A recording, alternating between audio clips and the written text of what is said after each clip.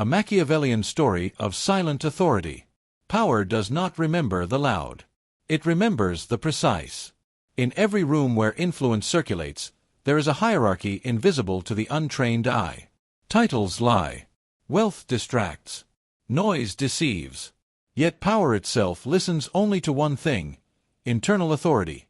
This is the story of how authority is built, not begged for. The room where power breathes. He entered the room without announcement. No one noticed at first.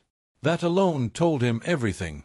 The men gathered there spoke with confidence sharpened by years of winning: executives, politicians, strategists. Each voice fought subtly for dominance, layered with smiles and disguised contempt. Power was present, but it was fragmented, and fragmented power always tests. He did not rush to shake hands. He did not scan the room for validation. He took a seat slightly away from the center, not hidden, not exposed. Stillness is never accidental. Power noticed him before the men did. 2. The first test.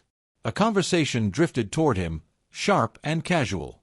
"So," one of them said, smiling too quickly, "what exactly do you do?" The question wasn't curiosity. It was a measurement. Most men fail here. They explain. They justify. They decorate themselves with achievements. He didn't.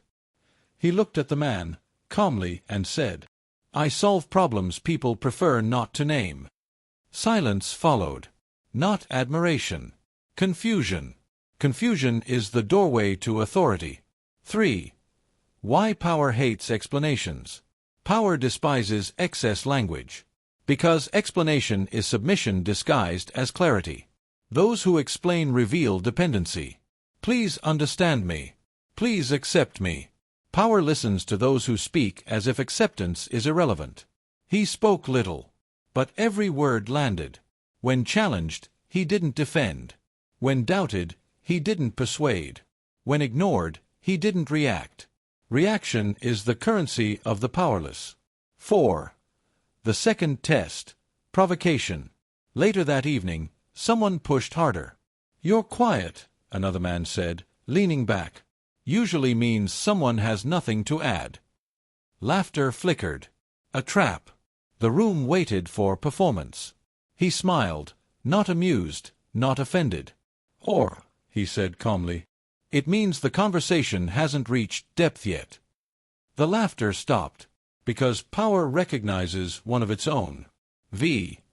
Machiavelli's unwritten rule. Machiavelli never taught men to dominate loudly. He taught them to control frames. Whoever defines the meaning of the moment holds the power. By refusing to defend himself, by refusing to compete, he silently positioned himself above evaluation. Power doesn't evaluate equals. 6. The shift. The dynamic changed subtly. Questions became slower. Eyes lingered longer. Voices softened. He was no longer in the room. He was affecting it. When he spoke, others leaned in, not because he demanded attention, but because silence had trained them to value his words. Scarcity creates gravity. 7. The mistake most men make.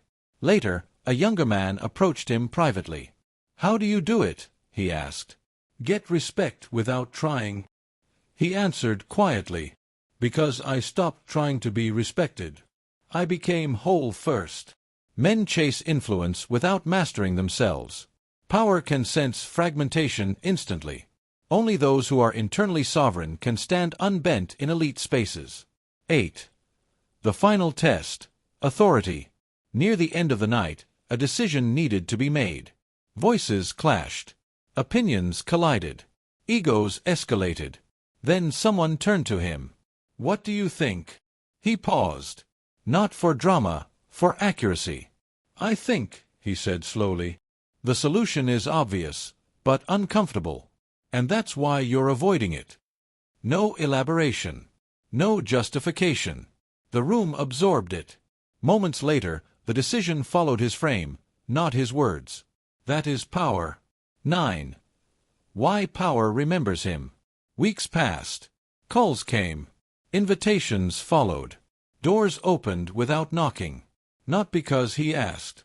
Because power remembers how it felt in his presence. Unpressured, unmanipulated, unchallenged, yet sharpened. Power respects those who do not hunger for it. X. The law. Here is the law most never learn. Power listens to those who do not need it. If you chase it, it runs. If you fear it, it dominates. If you ignore it, it watches you closely. The sovereign mind is not loud. It is centered. 11. The mind's sovereign code. Do not explain yourself. Do not rush to prove. Do not defend your worth. Let others reveal their insecurity through noise. You remain still.